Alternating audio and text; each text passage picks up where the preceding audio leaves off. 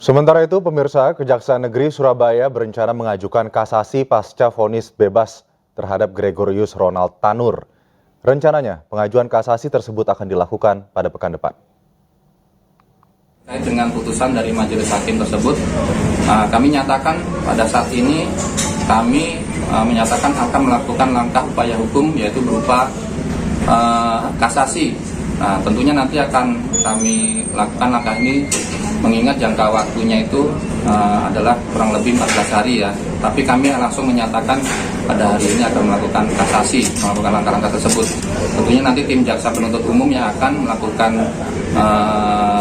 proses administrasi untuk mendaftarkan kasasi kami, sambil nanti 14 hari ke depan kami akan memberikan memori kasasinya.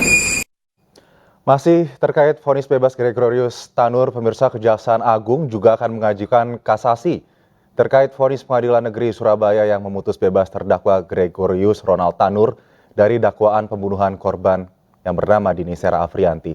Selain itu, Kejaksaan Agung juga menilai vonis bebas terdakwa yang melakukan upaya pertolongan kepada korban dinilai janggal. Kita akan mengajukan kasasi, Mas.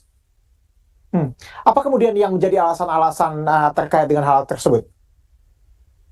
Tentu berdasarkan KUHP, ya, sebagaimana diatur di dalam pasal 253, ada 3 alasan yang bisa dijadikan sebagai alasan untuk mengajukan kasasi. Yang pertama, apakah benar bahwa hakim dalam mengadili dan memeriksa sudah menerapkan hukum sebagaimana mestinya atau tidak?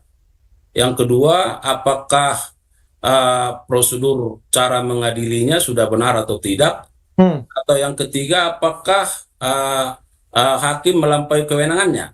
Nah, jadi 3 alasan ini yang disyaratkan oleh KUHP, dan kita, jaksa penuntut umum, dalam memori kasasinya nanti tentu akan melakukan kajian-kajian terhadap alasan pengajuan kasasi ini sesuai dengan fakta-fakta yang terdapat di dalam proses persidangan dan dikaitkan dengan pertimbangan-pertimbangan yang dilakukan oleh majelis hakim.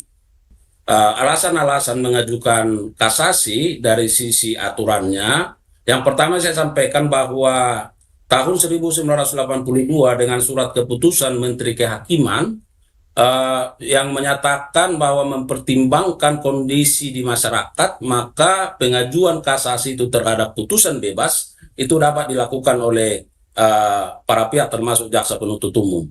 Nah, yang kedua, bahwa dari sisi jurisprudensi Mahkamah Agung, mulai dari KUHP ada sejak tahun 1981 hingga saat ini, sudah amat banyak perkara yang kita ajukan ke Mahkamah Agung karena putusan bebas, tetapi diputus sebaliknya atau diputus bersalah. Nah, yang ketiga yang terbaru tentu kita melihat dalam putusan MK nomor 114 ya tahun 2012, bahwa anak kalimat terkait itu telah dinyatakan bertentangan dengan Undang-Undang Dasar. Artinya pengajuan kasasi oleh jaksa penuntut umum dalam putusan bebas itu sangat kuat, Mas. Alasan majelis hakim dengan alasan itu sehingga membebaskan terdakwa saya kira kurang tepat juga, ya. Mengapa? Karena itu adalah sesuatu hal yang berbeda. Kalau misalnya menyatakan bahwa terdakwa sudah melakukan pertolongan, perbantuan, berarti secara logika hukum berarti ada peristiwa pembunuhan atau penganiayaan itu. Nah, itu dulu yang harus digarisbawahi, ya. Nah, dalam konteks ini sesungguhnya kalau itu dijadikan alasan, itu lebih kepada alasan-alasan yang meringankan. Karena kenapa? Karena terdakwa setelah melakukan perbuatan itu ada kesadaran untuk melakukan pertolongan, tetapi bukan berarti perbuatannya justru tidak ada sehingga dinyatakan bebas. Nah, itu Mas, secara logika hukumnya begitu.